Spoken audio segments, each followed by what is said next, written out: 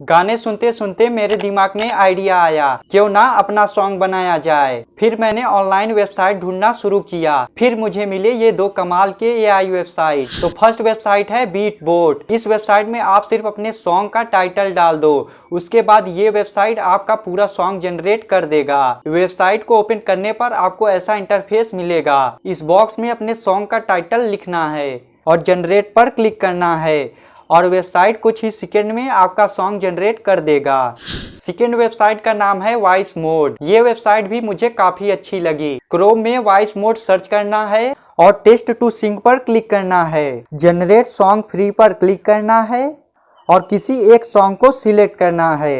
यहाँ पर अपने सिंगर को सिलेक्ट करना है और क्रिएट सॉन्ग पर क्लिक करना है। यहाँ पर सॉन्ग का लिरिक्स लिखना है। लिरिक्स के लिए आप चैट जीपीटी का भी यूज कर सकते हो और लिरिक्स को कॉपी करके इस वेबसाइट में पेस्ट करना है और क्रिएट सॉन्ग पर क्लिक करना है और ये वेबसाइट सॉन्ग को जनरेट कर देगा।